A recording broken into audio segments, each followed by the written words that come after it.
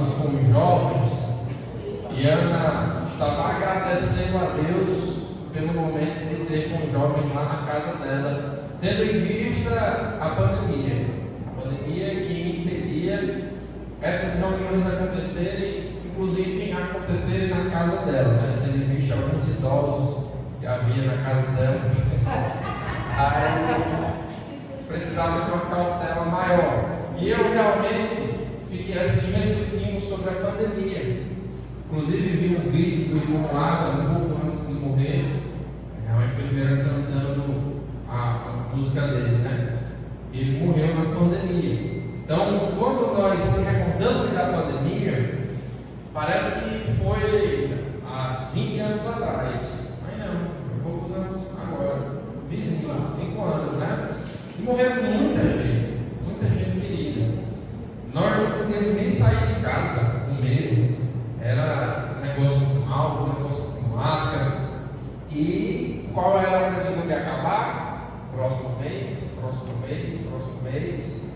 Depois não tinha mais previsão de acabar. E agora? E agora tem uma vacina doida que ninguém sabia o que fazia com a gente. E tínhamos que tomar, porque tínhamos que tomar. E agora? E de repente, o que parecia impossível ao homem foi resolvido. Todo mundo voltou à sua rotina. As mortes pararam. E aí começou-se a ter novamente aquela atividade social, sair para as pizzarias, visitar os parentes, e aquela sombra terrível ficou para trás, não foi? Pronto. Nessa ideia de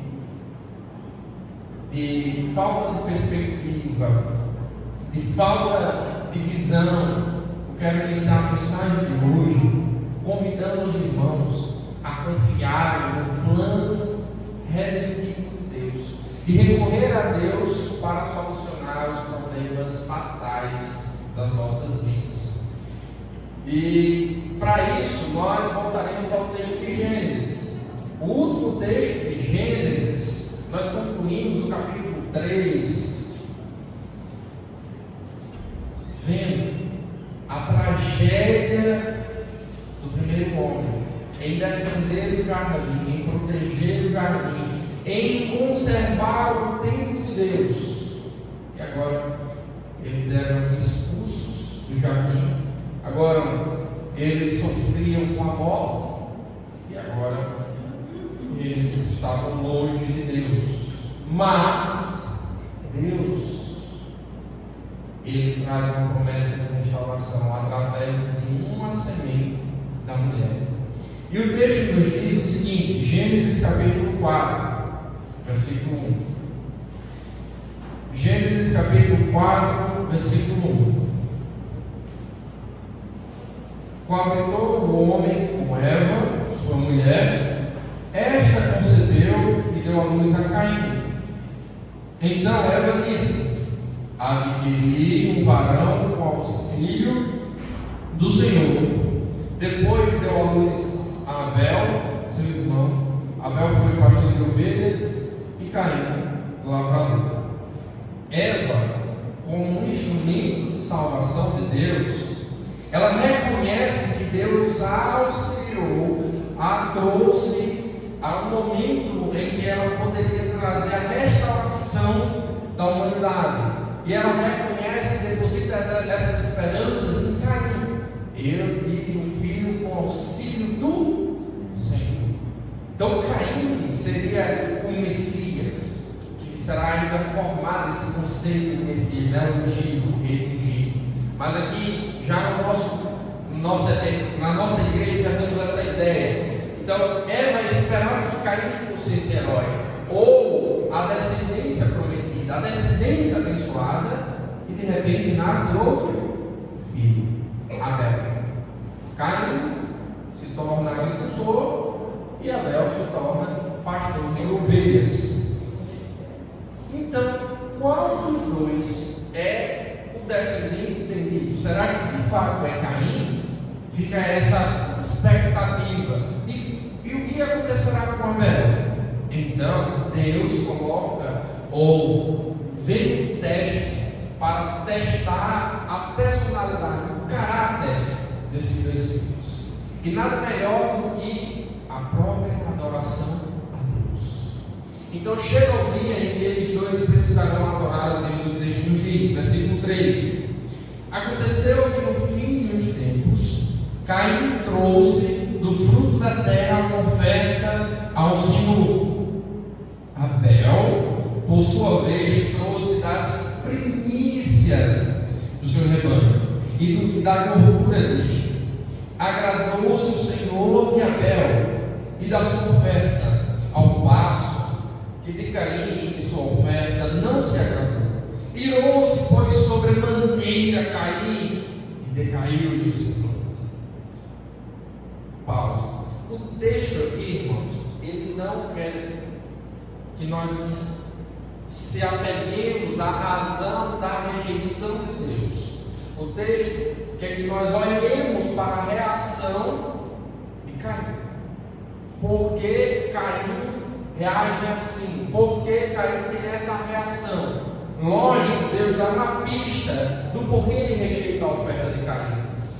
Deus, então, ele descreve assim: Caim trouxe do fruto da Abel, tudo bem, mas Abel trouxe das primícias, trouxe o melhor, trouxe o gado mais gordo, trouxe o que ele tinha de melhor para Deus, enquanto Caim trouxe qualquer coisa. Abel trouxe o melhor. Então Caim, ele já não se mostra como aquela semente divina, aquela semente prometida, aquele que de fato se dedica ao Senhor, busca ao Senhor, enquanto Abel está ali se aproximando do Senhor. E aí Caim, ele se ira com Deus. Ele não somente despreza a Deus a ponto de dar qualquer coisa, mas agora ele fica indignado com Deus, porque Deus se agradou de Abel, não se agradou dele. E aí Caim fica tão irado, que até o cego vê a ira de Caim, o semblante de Caim. O semblante de Caim fica embrutecido. E Deus intervém. Versículo 6: então lhe disse o Senhor: por que andas irado e por que decaiu o teu semblante? Se procederes bem, não é certo que serás aceito? Se todavia procederes mal, eis o pecado jaz à porta, e o seu desejo será contra ti, mas a ti cumpre dominá-lo. E aí, Caim é um homem que não valoriza Deus, controlado por suas paixões, irado contra Deus. E a pergunta que surge é: será que não conhecemos uma pessoa muito parecida com Caim? Uma pessoa movida por suas emoções, uma pessoa de pavio curto. A grande questão aqui, irmãos, é que esse pecado, que é como um animal, ele está ali à espreita para pegar Caim, para dar o bote, fica: será que esse pecado controlará Caim? Sim ou não? Será que Caim de fato será o descendente prometido? Ou será que ele pertencerá à descendência da serpente? Aqui estamos montando um cenário, irmãos, de toda a nossa narrativa. Estamos dando cara aos personagens e montando a trama. Agora a armadilha está toda pronta.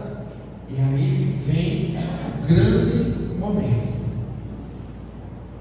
Verso 8: diz Caim a seu irmão: vamos ao campo. Estando eles no campo, sucedeu que se levantou Caim contra Abel, o seu irmão, e o matou. Verso 9: disse o Senhor a Caim: onde está teu irmão? Ele respondeu: não sei. Acaso eu sou pastor, guardador, tutor do meu irmão? E disse Deus: que fizeste? A voz do sangue do teu irmão clama da terra a mim. És agora, pois, maldito por sobre a terra, cuja boca se abriu para receber de tuas mãos o quando lavrares o solo, não terá ele a força, serás fugitivo e errante pela terra. Então disse Caim ao Senhor: é tamanho o meu castigo que já não posso suportá-lo. Eis que hoje me lanças da face da terra, e da tua presença irei me esconder. Serei fugitivo e errante pela terra. Quem comigo se encontrar me matará. O Senhor, porém, disse: assim qualquer que matar Caim será vingado 7 vezes. E Deus pôs um sinal em Caim, para que não feriste de morte quem quer que o encontraste. Pronto. Agora acabou tudo. Deus tinha prometido a Eva que salvaria, ela restauraria a história da humanidade através da semente prometida, e Eva esperava que Caim fosse essa semente prometida. Pelo contrário, Caim era descendente da serpente, e Caim mata a descendência prometida. Agora a história da humanidade acabou. E pior que Deus não faz nada, não mata Caim, não ressuscita Abel, e ainda protege Caim de ser morto. Como assim? Diante dessa situação, poderíamos, como eu, entrar em desespero, entrarmos em indignação profunda e até acharmos que Deus é injusto. E agora, qual será o nosso futuro? Qual será o futuro? Imagine Adão e Eva, os pais vendo 2 filhos, agora 2 mortos praticamente, um que se tornou do maligno e o outro que foi assassinado. E agora, olha o desespero, olha o problema que Adão e Eva tinham nas mãos. E esse mesmo problema os israelitas enfrentavam quando eles pensavam em entrar na terra prometida, onde havia desafios tremendos para eles. Imagine quando o povo ouviu a história de sair do Egito, como isso lhe parecia impossível, como isso parecia loucura. E você pensa assim: mas eles tiveram Deus, eles tiveram os milagres, eles tiveram grandes feitos com Ele. Mas se hoje, vamos ilustrar aqui dessa maneira, fôssemos presos no campo de concentração na Segunda Guerra Mundial, qual esperança você teria de sair desse campo? Nenhuma. O exército alemão é mais armado que qualquer outro exército, e sem nenhuma ajuda. Então, essa realidade desesperadora, esse cenário sombrio, essa imagem turva, é onde nós estamos. E é onde nós estamos e precisamos confiar em Deus, confiar no plano redentivo de Deus e recorrer a Ele para resolver esse problema, mesmo que pareça ser insolúvel, mesmo que pareça que não tenha solução. Irmãos, eu sei que não é fácil, mas Deus, Ele está nos chamando a confiar nele. Nesse momento, Deus está nos chamando a confiar nele. Ele está mudando toda essa história, repetindo essa história para dizer: olhe para mim, olhe para as minhas promessas, olhe para o que eu posso fazer. Não se prenda a essa situação. E aí, aquela questão de Deus ser injusto por não ter matado Caim, não pense desse modo. Não ache que pela misericórdia de Deus, as promessas de Deus falharão. Quando Israel olhava para seus vizinhos, como Moabe, como Edom, Edom e Amon, que eram vizinhos com certo parentesco e maltratavam muito a nação de Israel, eles não precisavam se desesperar. Quando Israel saiu da terra do Egito rumo à terra prometida, ele recebeu ordem de Deus para não matar essas nações. E por quê? Porque Deus era misericordioso misericordioso para com essas nações, não porque essas nações eram boas, mas porque Deus era misericordioso. Quando nós olhamos para as pessoas do mundo que fazem maldades e ainda continuam vivas, continuam usufruindo de certas bênçãos de Deus, nós não precisamos se desesperar, porque Deus é misericordioso com elas.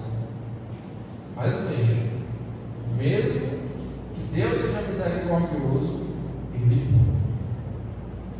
Caim, por causa do seu pecado, ele continua sendo expulso. Lembra, Adão e Eva foram expulsos da presença de Deus, e agora Caim repete esse afastamento, esse exílio, continua essa fuga de Deus, e por causa disto, ele perde algumas bênçãos. Por causa do seu pai Adão, a terra foi amaldiçoada com espinhos e abrolhos, também com a morte. E por causa de Caim, o que era mais precioso no campo Deus lhe tirou. Então, afastar-se de Deus faz com que nós percamos as bênçãos de Deus. De duas formas: uma, porque Deus em si é o autor da bênção, e segundo, porque o nosso pecado traz maldição sobre nós. Por exemplo, o caso de Caim causou a perda da vida de Abel, e ele em si perdeu a força do campo. Então, desses dois modos, Caim foi prejudicado. Mas Deus continua sendo misericordioso. Só que aquela pergunta: e agora? Como é que Deus vai solucionar esse problema? Como é que Deus vai trazer Jesus aqui já para o nosso conhecimento? Guarda essa pergunta aí e vamos fazer algumas aplicações.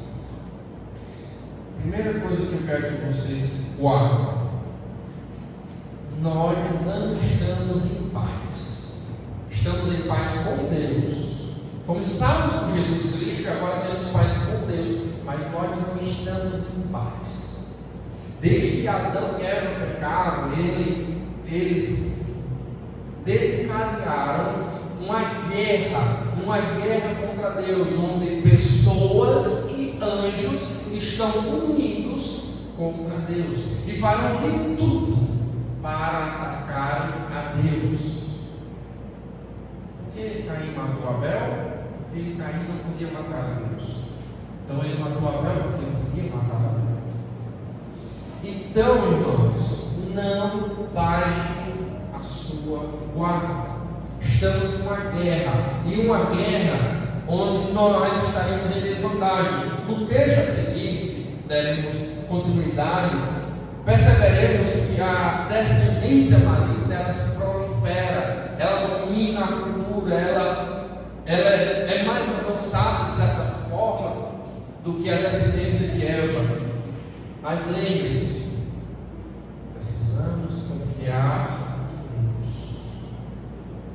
Precisamos confiar no plano redentivo de Deus e recorrer a Ele para que Ele resolva esse problema.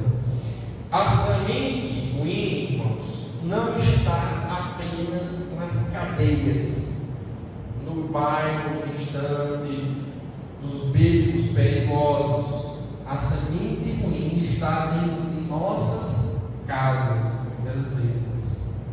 Caim era filho de Adão e Eva e matou o próprio irmão. Então não pense que o mundo está só lá fora. Pode estar aqui dentro cultuando. Lembra, Caim cultuava a Deus. E aí, isso faz com que a nossa atitude precisa ser sempre de ser sal e luz constantemente, mas também que sofreremos decepções das pessoas que mais confiamos. Não é de estranhos que nós sofremos constantemente, mas sim de pessoas que amamos. Infelizmente, eu não estou dizendo que um crente se torna um descrente, não é isso, mas parentes, amigos, pessoas de nossa confiança. E aí, o que nós precisamos fazer diante disso? Se desesperar porque o inimigo está em todos os lugares? Não. Deus, que Ele tem um plano de redenção. Ele prometeu a Eva que restauraria a humanidade.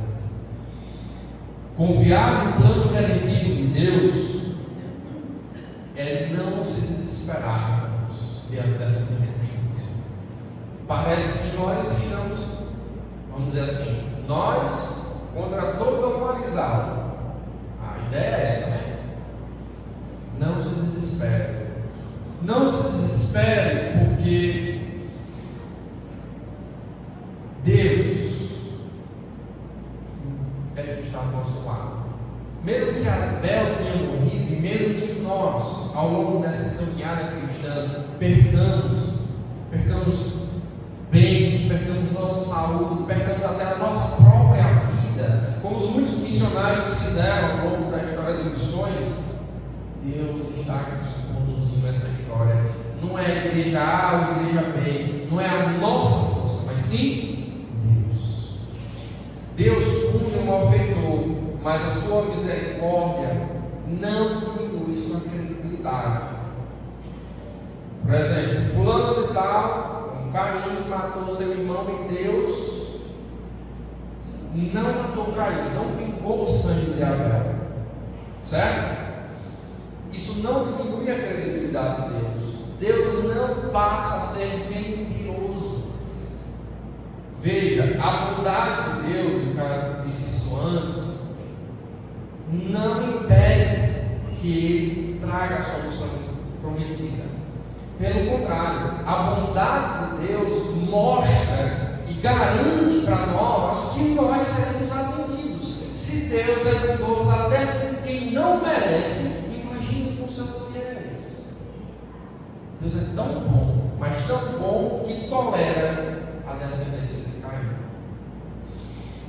Por que existem homicídios, maldade, traição, brutalidade, falta de consideração, brigas, inveja, injustiças e outros problemas? Por quê?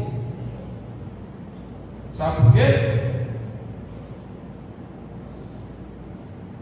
Por falta de Deus. Só por isso. Não é falta de emprego e nem é falta de educação, mas é falta de Deus. Caim matou Abel porque não podia matar a Deus. Quando nós pecamos contra os irmãos, primeiramente estamos pecando contra Deus. A necessidade mais urgente, isso eu toquei muito nos jovens ontem à noite, é de Deus.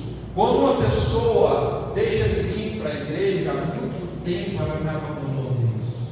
Ela deixou de vir para a igreja como uma consequência do afastamento dela de Deus. Quando um marido traiu a esposa, há muito tempo ele já vem traindo a Deus.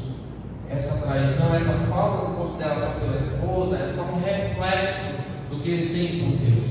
Um filho que desonra o pai e a mãe, que não reconhece o amor dos seus pais, é porque ele não honra a Deus, é porque ele não ama a Deus. Só resolveremos os problemas das pessoas de fato, irmãos, quando essas pessoas se reconciliarem com Deus. Isso aqui é até um conselho para podermos ajudar os irmãos aqui, que sim, que nós ainda lutamos com esse pecado, mesmo não pertencendo à descendência maligna. É o que? Quando o irmão te procurar para pedir ajuda, ajude a se reencontrar com Deus, a se consertar com Deus. Você pode fazer com que o irmão até abandone esse vício, mas ele cairá em outro, porque o problema dele é com Deus. Deixa eu ilustrar desse modo. Uma pessoa que é viciada em cigarro, e para curar o vício dela, ela começa a comer doce. O que aconteceu? Ela trocou um vício inaceitável por um vício de ser aceitável. Qual o problema de comer doce? Nenhum, né? Nenhum. Só dá diabetes, engorda, dá carne nos dentes, mas não tem nenhum, né? Pelo contrário, é uma ofensa a Deus. Ele trocou um vício pelo outro.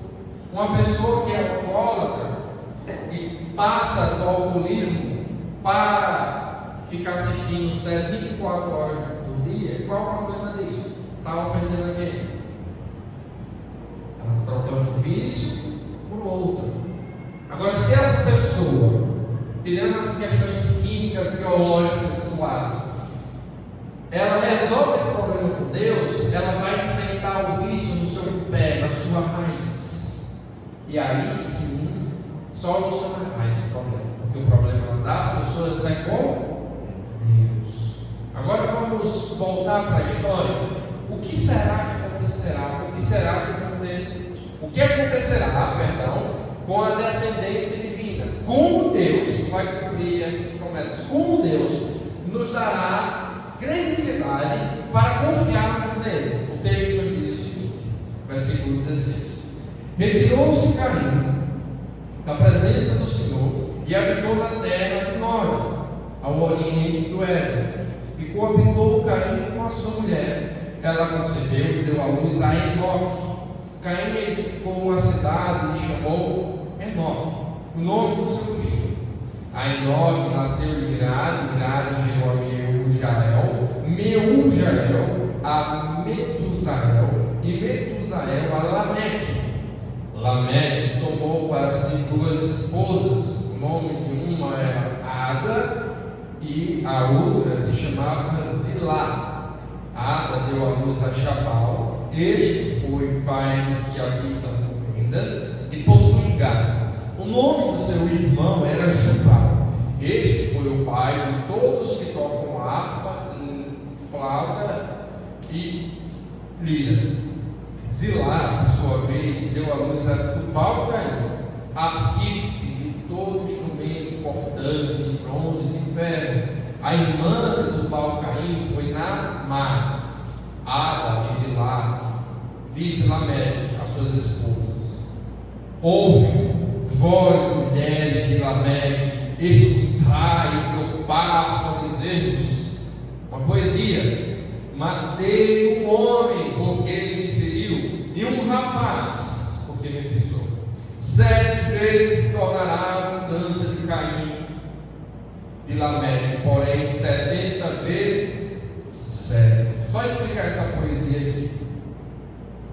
Quando ele diz matei um homem porque ele me feriu, é o primeiro verso, e um rapaz porque ele me pisou, ele está repetindo a mesma ideia. Só que na poesia hebraica, quando ele faz essa atividade, ele quer que nós prestemos atenção no elemento que falta.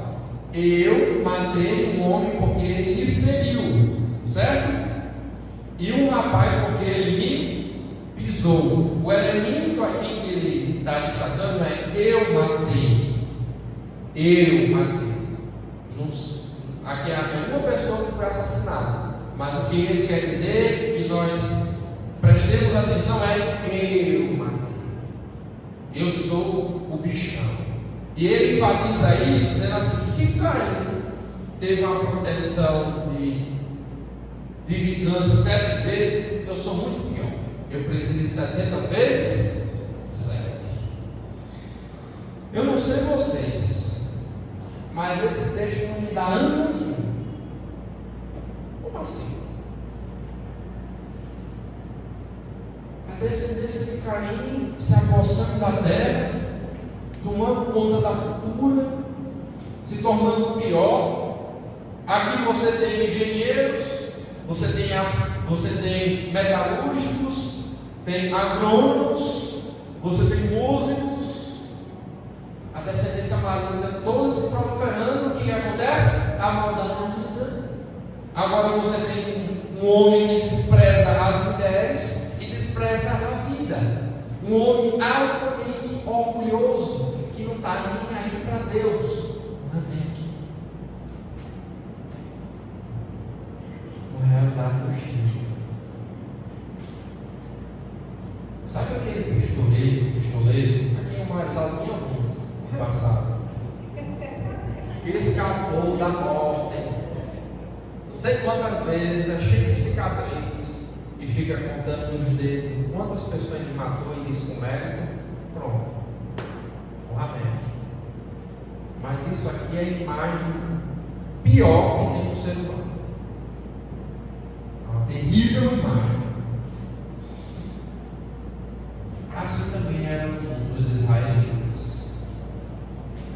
Quando Israel foi entrar na terra prometida, vocês lembram que os espias disseram? Não precisam abrir lá, mas Números 13, versículo 32 diz assim: a terra pelo meio da qual passamos a espiar é terra que devora os seus moradores. Israel batalhou contra exércitos muito maiores do que a própria nação de Israel. Exércitos que tinham carros de ferro, que tinham armaduras, que tinham tecnologias mais avançadas. E esta característica de se apossar da terra não somente esteve com os cananeus, com a descendência de Caim, mas até Apocalipse. Essa descendência maligna tentará se apossar da terra e da cultura. Então, como é que nós sobreviveremos no meio de uma realidade onde o mundo, agora vocês entendem o conceito de mundo, não é? As pessoas rebeldes, as pessoas anjos rebeldes a Deus dominam a física e o não físico, a cultura, a sociedade. Lembre-se, a nossa confiança não está nos recursos, na nossa habilidade, na nossa força ou em arma alguma. A nossa confiança está em Deus. Nossa confiança e nosso socorro deve ser depositado em Deus. Apesar da descendência maligna estar brotando, vigorando, crescendo com força total, Deus vai restaurar. Contrário de Lameque, nós temos Enoque. Lameque, um assassino. Enoque, um homem que não morre. Uma das marcas da humanidade caída, como eu disse, é essa posse da terra. E como eu disse, a nossa confiança deve estar depositada em Deus. Então, nessa correria que nós temos de carreira, de planos, às vezes nós esquecemos que estamos numa batalha. E nessa batalha, as pessoas que são descendentes da serpente farão de tudo para se apossar das coisas do mundo. E nós vamos correr por causa disso? De forma nenhuma. Porque isso que nos garante é Deus. E apesar de que eles conquistem o mundo, eles não podem mentir. Enquanto nós, que abrimos mão de tudo, vamos ter o mundo para nós. E aqui tem algumas outras lições. Mas o pecado, irmãos, afasta continuamente as pessoas. Caim, vamos retroceder mais. Adão pecou e foi expulso. Primeiramente ele se escondeu de Deus e depois foi expulso do jardim. Agora Caim matou o irmão, ele se afastou de Deus, não queria ouvir a Deus, orgulhosamente debochou de Deus e agora foi expulso. E o que acontece com a descendência dele? Pior. Então a realidade da humanidade não é que as pessoas ficaram boas. Infelizmente existe esse pessimismo, porque está no DNA da humanidade a crueldade. Por causa do pecado, as pessoas decidem continuamente se afastarem de Deus. E qual é a solução? A solução é a gente criar vamos dizer assim, uma cápsula para reverter o efeito biológico da humanidade. É isso, não? A solução é a gente pegar um bocado de gente e afogar. É isso? Não, isso é cena dos próximos capítulos. Mas a solução é as pessoas se arrependerem e crerem na vida. A nossa confiança está apenas em Deus. E apesar do afastamento do homem que tenta se apossar das bênçãos de Deus, como filhos que odeiam os pais, mas não abrem mão de sua herança, nós não precisamos se desesperarmos. Você olha a arte, a cultura, de forma geral, dominada por muita maldade, e aí você se pergunta: o que nós podemos fazer? Pensando agora aqui em termos do município de Marizal, o que nós podemos fazer? Se a cultura toda está dominada, nenhuma escola está isenta da maldade, nenhuma. E aí, o que nós vamos fazer? Vamos transformar o Marizal, botar o Marizal de cabeça para baixo? Não tem condições. É impossível. Isso aí é uma utopia. Pensando em Marizal, agora pense no Brasil e no mundo. Só que nossa confiança não está em nossos recursos, está em Deus. Mas você já está muito para baixo, está muito cansado dessa história. Deixa eu dar o desfecho de Deus. Nesse grande clímax, olha o que acontece, versículo 25. Tomou Adão a coabitar com sua mulher. Só um parênteses aqui. Não é que Adão e Eva só teve 3 filhos, viu? A Bíblia ela só relata o que é necessário para conhecermos sobre o plano redentivo de Deus. Então Caim se casou com uma das suas parentas. Então você pergunta: e agora? De onde Caim casou com essa outra mulher? E aqui é o terceiro filho de Adão? Não necessariamente, mas esse terceiro filho faz a diferença. Tornou Adão a coabitar com sua mulher, e ela deu à luz a um filho, a quem pôs o nome de Sete, porque disse ela: Deus lhe concedeu outro descendente em lugar de Abel, que Caim matou. A Sete nasceu-lhe também um filho, a qual pôs o nome de Enos. Daí se começou a invocar o nome do Senhor. Então vamos fazer uma breve recapitulação. Caim era aquele filho esperado, o primogênito, aquele que teria a responsabilidade de proteger a humanidade, aquele que restauraria a nossa história. Mas ele era do diabo e matou Abel, que era o filho da bênção. E aí tudo acabou. Agora Caim se prolifera e de repente Deus reseta. Por isso que Eva coloca o nome dele de Sete, porque Deus resetou a história. E diferentemente de Caim, que se afasta de Deus, agora a descendência de Sete se aproxima de Deus. Parecia impossível, mas Deus mudou a nossa história. Somos um povo, irmãos, que confia em Deus, que crê em milagres. Não se desespere quando tudo parece impossível. Por quê? Porque nós não dependemos apenas da providência, mas também dependemos dos milagres de Deus. Por isso, vale a pena gastar tempo em oração. Vale a pena recorrer a Deus, a ter tempo contínuo com Deus em oração, a fazermos pedidos ousados a Deus, para que Ele conduza a nossa história. Deixa eu te contar 2 histórias sobre oração.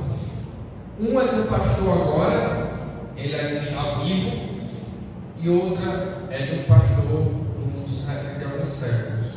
Esse pastor de agora, ele estava explicando que enquanto nós estivermos com a nossa função dentro do plano redentivo de Deus, somos imbatíveis. Não há nada e ninguém que possa tirar a nossa vida. Caim morreu cedo, como o seu próprio nome diz, né?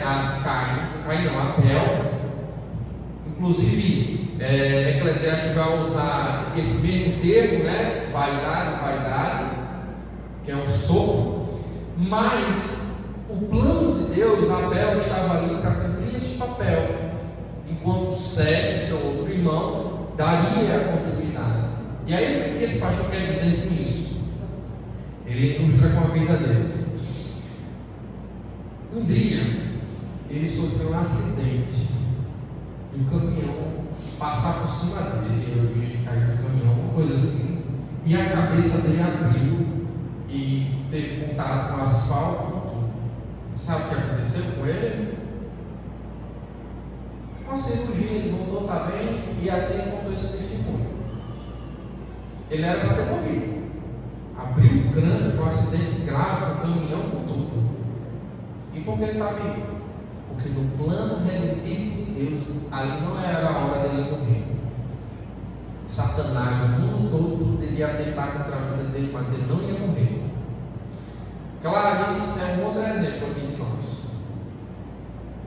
Aos olhos humanos, ela não era para estar aqui, pelo acidente que ela passou.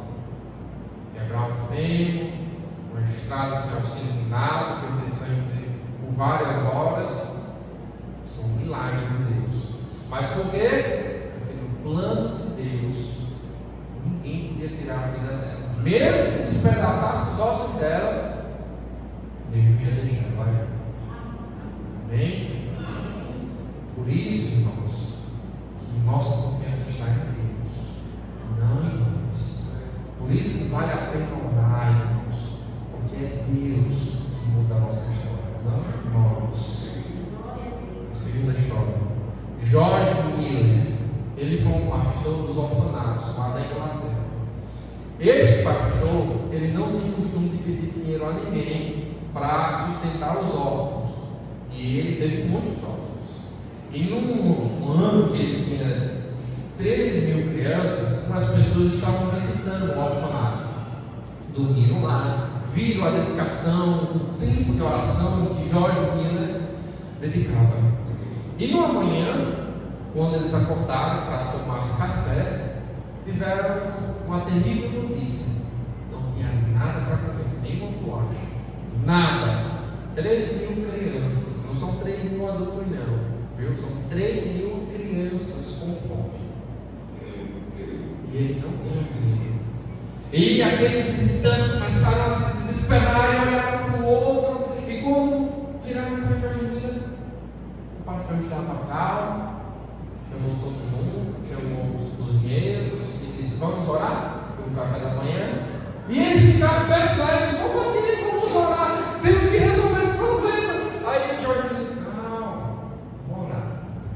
Aí começou George Miller a orar. Quando George Miller terminou a oração, vá atender. Era a comida das crianças que Deus tinha mandado. E não foi nem duas, nem três vezes que aconteceu isso na vida de George Miller. Aquelas pessoas que visitaram George Miller aprenderam o poder da oração. Saíram edificadas, confrontadas e estimuladas a confiar em Deus e a recorrerem a Deus para solucionar os seus problemas fatais. E assim, irmãos, nós temos o mesmo acesso. Às vezes ouvimos as histórias da Bíblia e parece muito distante, mas Deus continua operando ainda hoje. Deus está falando para a sua igreja: olhe para mim, confie em mim, recorra a mim, e vocês verão. E assim, irmãos, como Deus resetou o filho de Eva, Ele também resetou as nossas histórias. Lembra? Jesus Cristo. Somos novas criaturas. Temos agora uma nova vida. Pessoas que estavam aqui, com certeza daram testemunhos belíssimos. Poderia dizer: rapaz, se não fosse Deus, eu era filho do campo.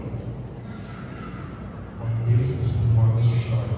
E esses testemunhos precisam ser contados para mostrar como Deus reseta nossas histórias. Qual das descendências Você faz parte da descendência da serpente ou da descendência da mulher? Qual das duas descendências você faz parte? Você faz parte da descendência que faz tudo para se apossar desse mundo, para encontrar sua felicidade nesse mundo, e não importa a maldade que tem dentro de você, ou o que você faz, porque o importante é seu coração? Ou você é aquela descendência que dá o melhor para Deus? Aquela descendência onde se aproxima de Deus, que se sacrifica, que age com fé, não pelo presente, mas pelo coração. Se você é dessa descendência da serpente, Deus te chama, arrependa-se, porque não tem futuro para você, mesmo que pareça que tenha, mas não. Eu quero fazer uma outra aplicação sobre o culto. Queridos, a marca da descendência divina é culto, é cultuarmos a Deus.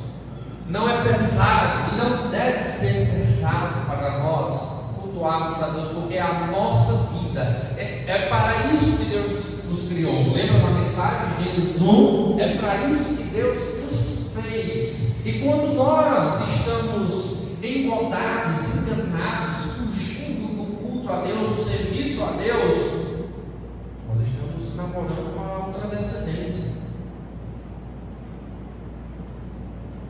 Nós não podemos brincar com o culto a Deus. Não é qualquer coisa que podemos oferecer no culto a Deus. Precisamos oferecer o melhor. Precisamos oferecer nossas vidas. Nossas vidas precisam ser um culto a Deus. Precisa estar alinhado com Deus. E mesmo Deus usando as pessoas para fazer a sua restauração, mas Ele é o personagem principal. Ele é que merece a nossa confiança. Pessoas nos frustram. Imagina aí, Abel, parte dessa igreja, de repente é assassinado. Não, morreu a igreja. E agora? Mas Deus é o pastor dessa igreja. Quando Caim matou Abel, pareceu que o destino da humanidade tinha sido assassinada, mas Deus ressuscitou.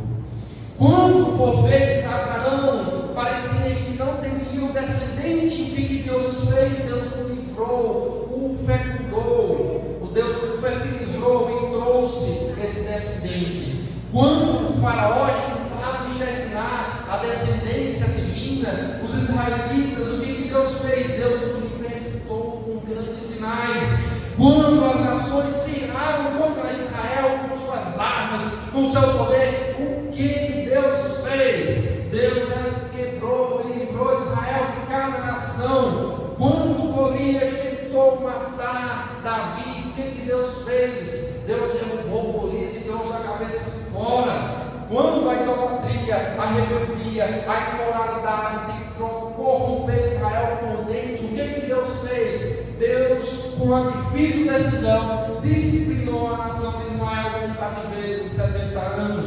Quando o diabo moveu Herodes para matar todas as crianças, a fim de que matasse Jesus, o que Deus fez? Deus deu um escape para Jesus. Quando os judeus, as autoridades romanas, tentaram pendurar Jesus na cruz por causa dos nossos pecados, enterrando ali naquele túmulo, o que Deus fez? O ressuscitou ao terceiro dia. Quando essas mesmas autoridades tentaram impedir o crescimento da igreja, cortando a cabeça de Tiago, tentando matar os apóstolos, o que Deus fez?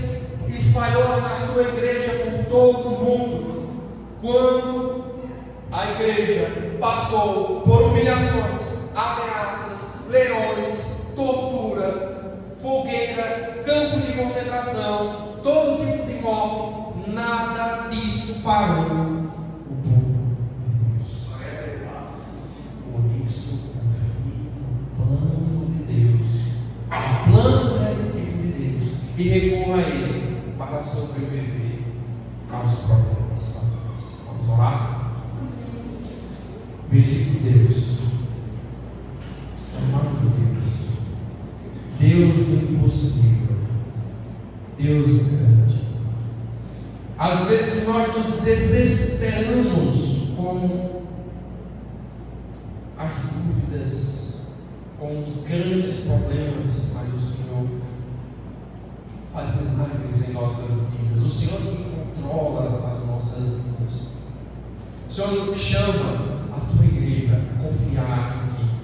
Estamos saindo, Pai, desse momento terrível, um pecado tentando se apoderar da humanidade. Mas o Senhor, com teus laços de amor, impede que percamos o rumo, percamos as direções e nos traz de volta para si. Que o Senhor toque, Senhor, no coração de cada um que esteja aqui. E se houver alguma pessoa que está ainda rebelde, pertencente à descendência maligna, que o Senhor restaure, que o Senhor quebrante, que o Senhor traga diante de Ti. O Senhor, Pai, nos deu muito e nos dá muito para acreditarmos em Ti. Nos ajuda durante toda essa semana a se alegrar, a darmos glória a Ti, mesmo com nossas percas e feridas, porque o Senhor é bom.